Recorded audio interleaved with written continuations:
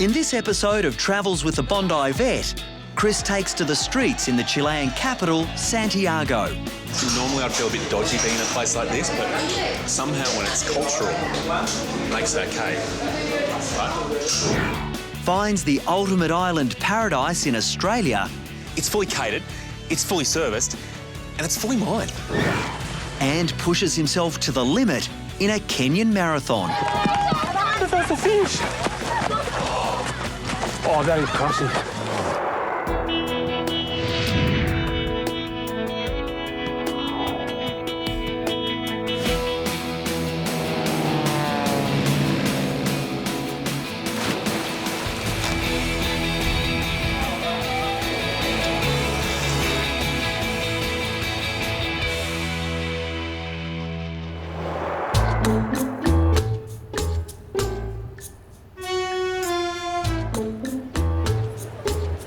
Get the feeling that I don't really, fit into this city. Just look at me.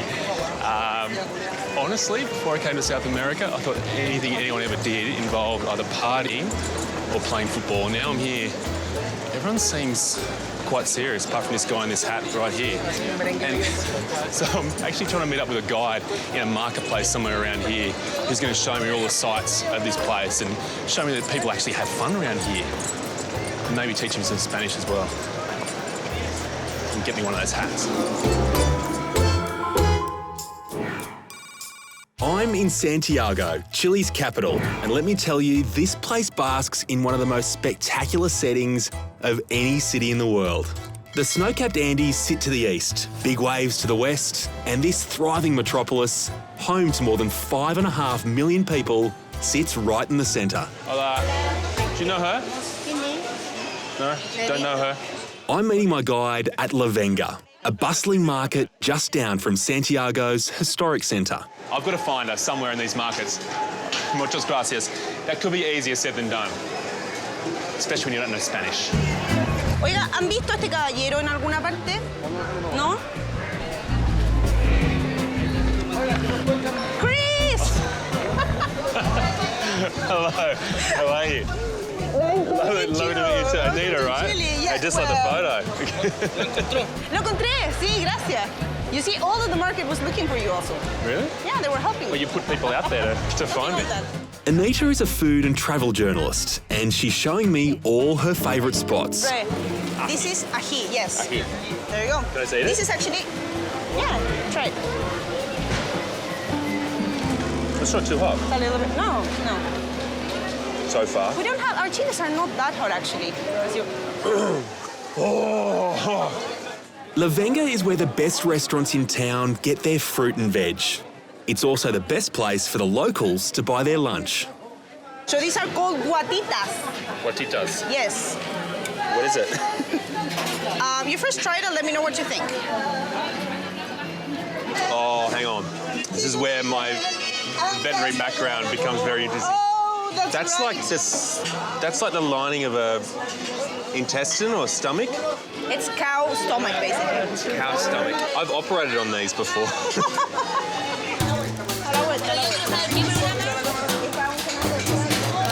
Anita, why am I interesting?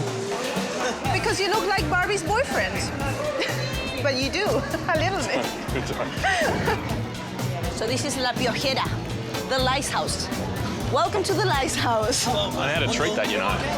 Just 5 minutes away is a Santiago institution. That's called the earthquake.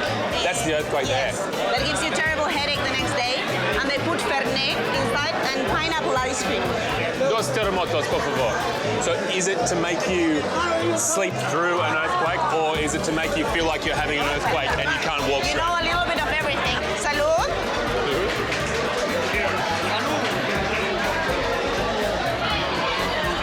It's horrific. It is a natural disaster in a glass. Something like that, yes. One look around tells me there's been a few earthquakes, and maybe even a couple of aftershocks.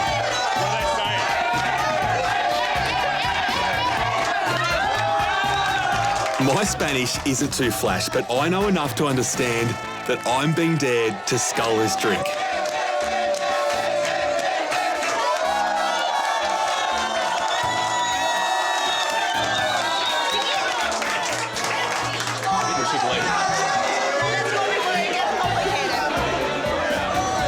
It's only lunchtime and this city's getting more interesting by the minute. Oh, I think there's a casualty from that earthquake. I know, I am a little bit hit by it too. How do you feel about somewhere a little bit quieter? That's a very good idea. This is a historic centre from the 19th century in Santiago. Listaria is a quiet neighbourhood of cobblestone streets and European architecture. And it's here you'll find Anita's favourite dessert. What flavour would you like? Like fruity, chocolate? Well, you've done it well so far, so surprise. Be right back. This city just has so many quite strange sides to it. It's almost like it has a split personality, but maybe it makes sense when you consider it was under a military dictatorship until 1990. So since then, the city's found its freedom, and with that freedom, it almost feels like it's discovering its own true self in a variety of fairly unique ways. Okay, so this is happy custard apple, it's called, because it's mixed with orange. Happy custard apple? Yes. What makes it happy? The orange juice? Yeah, I guess so. It is really good. It's like typical dessert. That's right. You want to take a walk? Yeah. This is downtown here? This is downtown Santiago. Yeah, a very good place actually to see the contrast that we've been seeing of the modern and the old buildings, for example. Since the city's founding in 1541, the Plaza de Armas has been its symbolic heart and is a stark contrast to the modern buildings which surround it. We've seen a lot, you must be tired by now. You are wearing me out. Yeah, well, I have the perfect place for a break. What sort of break? Welcome to the coffee with legs.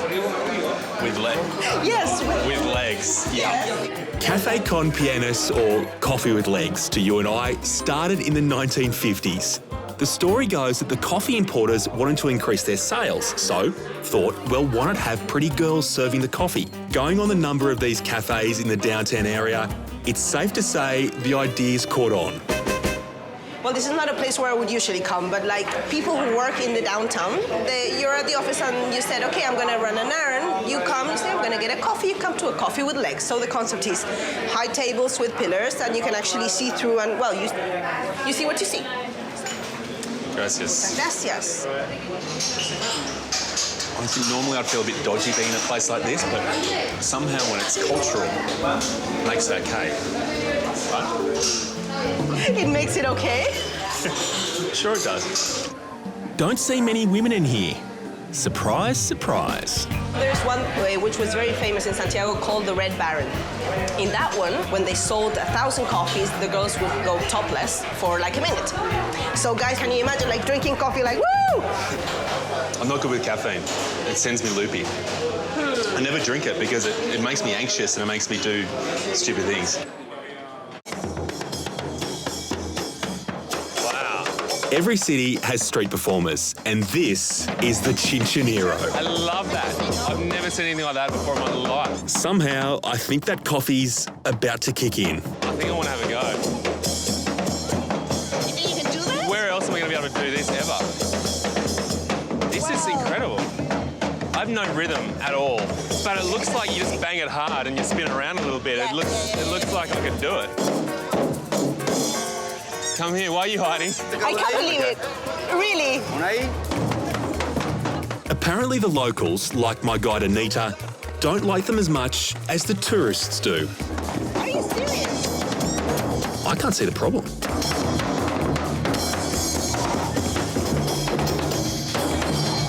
Yes, sir! Olé. Santiago, you spun me around and now you just spat me out. It's very kind. Thank you. Oh my God. I can't believe you did this.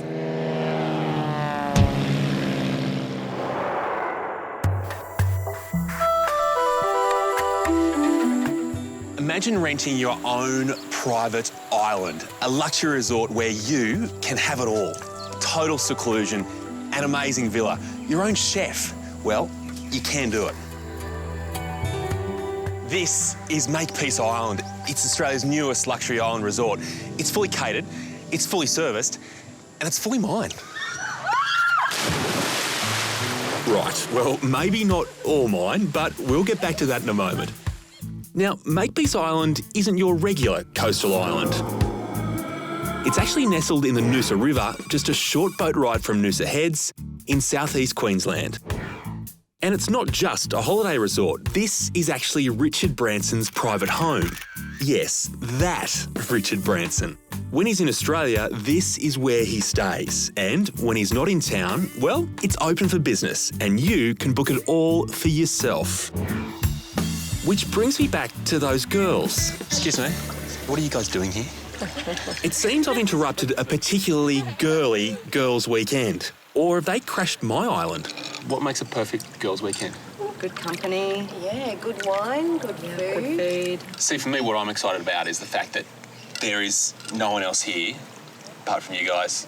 I can swim, I can snorkel, take boats out. It's the ultimate guys' weekend. It's all right, you're not cramping our style yet, Chris. Yeah, you did say yet. You got a bad feeling though? So how about this? How about I show you elements of what might be the perfect guys' weekend? You show me a little bit of the perfect girls' weekend and hopefully we'll have a good weekend. Yep, sounds good. Yeah. On the island, you can choose to do as much or as little as you like. I mean, remember, it's your island after all. You could choose to swim, you could snorkel, you could play tennis, you could kayak, or you could sail. If you're more of a land lover, then there's 25 acres of untouched bushland here for you to explore. For me right now, though, it's all about sailing. We get faster, just take some time. And if sailing's not your thing, there's always tubing. The Noosa River is a haven for water sports, and there's a safe skiing area just off the island. In hindsight, maybe the knees to standing was a little bit ambitious, but we can work on that. It's a millionaire's playground, and there's a luxury experience around every corner. I knew this would happen at some stage. Not entirely comfortable. And on a girls' weekend, I'm told this is a must-do. You okay there, are you? We're very quiet, we don't talk, she's relaxing. This is our time. You willing to give it a try? The things I do to bring back a story. For us blokes, rubbing in sunscreen's about as close as we get to having a beauty treatment, but somehow on this island with this tranquility, it seems wrong not to get involved. This girls' weekend idea, it's almost starting to grow on me. You know this was meant to be a table for one. Cheers to my holiday that was interrupted or your holiday that was interrupted. I'm not sure really which one it was, but it's worked out. So having the whole exclusive island, apart from me, it's okay. It is an awesome escape from reality. Yeah. Now, if you book Makepeace Island, it is all yours. Cross my heart, the girls and I, we won't be dropping in. No uninvited guests, no expense spared. You can even stay in Richard's own private villa. And whether there's 2 or 22 of you, you know you'll never forget the experience or the food. The chef here promises that you can have whatever you like, wherever you want it, whenever you want it. So if you want to eat in the dining room, you can. If you want to eat out here as the sun goes down, you can do that as well. And the cost? Well, it's a luxury island. It's all yours. Just about everything's included, and the more mates you bring, the cheaper it is. Richard Branson could choose to holiday just about anywhere in Australia, but Makepeace Island is the place. It's certainly no budget Bali experience, but this resort delivers a level of luxury and privacy you'll rarely see anywhere in Australia. And chances are, you'll get it all yourself.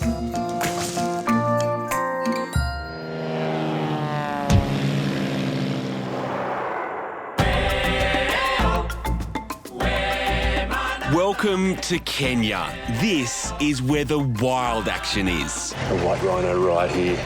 1 million+ tourists come here every year on a quest for adventure. You want the big 5? Count them off. Elephant, rhino, lion, leopard and water buffalo? They got in and the giraffe missed out. I know, it's truly The hippo unfair. missed out. I know. They're just a cow that swims. From Kenya's capital, Nairobi, we've driven 4 hours north to the Lewa Conservancy. From here, we'll head a further 5 hours north to Malacco. How many here? It's amazing. Huge herd, hey? My guide and travel companion is eco-warrior Brooke Squires from Raw Wild Kenya Adventures. Brooke, Yeah. he wants to talk to you about something. He wants to know why he's not the big five, yet the buffalo is. Yeah. He says he can't get any bigger. Brooke's taking me deep into Maasai country for a fun run. Forget the beaten track, we left that hours ago. I haven't seen a sign for about 50 k's. What sort of sign are you looking for? Like some sort of road sign. But this is how you see the real Africa.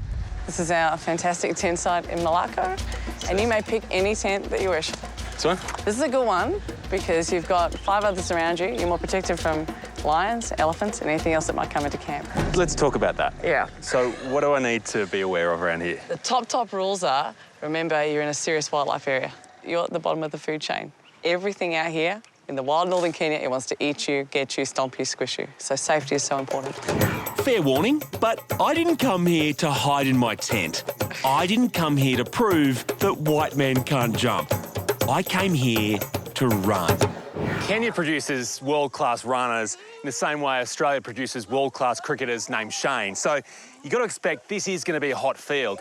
But this run's more than that. You see, a lot of the runners are from competing tribes who are often at war over livestock or wildlife poaching. So this run's as much about bringing peace as it is achieving personal bests. I've never run a marathon. The most I've ever run is 14 kilometres. Right. Is this a good idea? Oh, I didn't know that you'd only ever run 14 kilometres. You understand it's like hot. Mm-hmm. Do you understand you're racing against warriors? And do you understand there's no backing out now? No, it's not. We've sort of come too far to change this. It's just going to sound really ridiculous, but when you're here, if you commit to something and you back off from it, you're going to be like the biggest girl's pyjamas in the world. 6 a.m. I'm the only white guy in a field of 70 fit Kenyans. You know, some things are cross-cultural. The nervous wee stop behind a tree before a big run. The man to beat is last year's winner, Elijah. You are confident about winning today? Yeah. Yeah. Are there any animals on the course? This here? Yeah. Yeah. Right, now I am worried. What sort of animals do you get, in the area that are... There is a lion, also cheetah, hyenas. Yeah. Okay. Yeah. Good. And they're faster than me, right? Yeah. Okay, well, I don't have to be faster than a lion. I just have to be faster than the slowest guy here. This is it. No guts, no glory.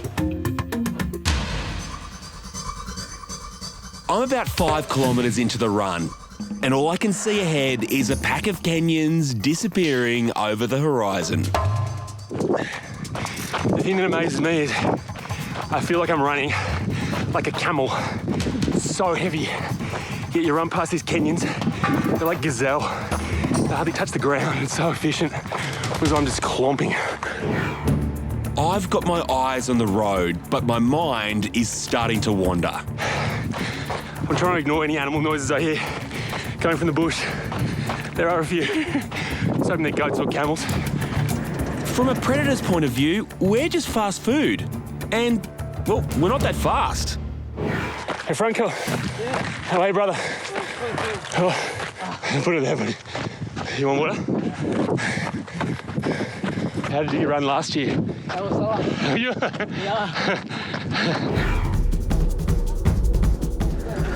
This is now the first I've ever run.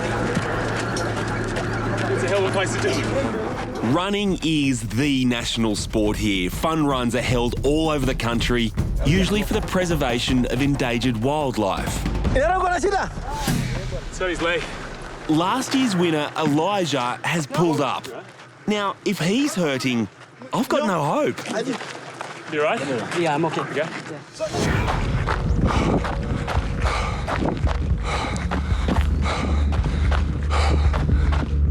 This is one of the harshest places in the world.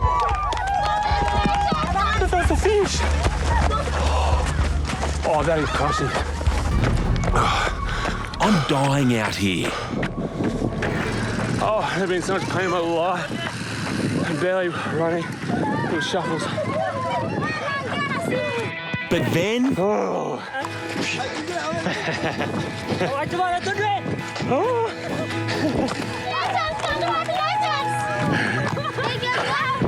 Thank you. Asante.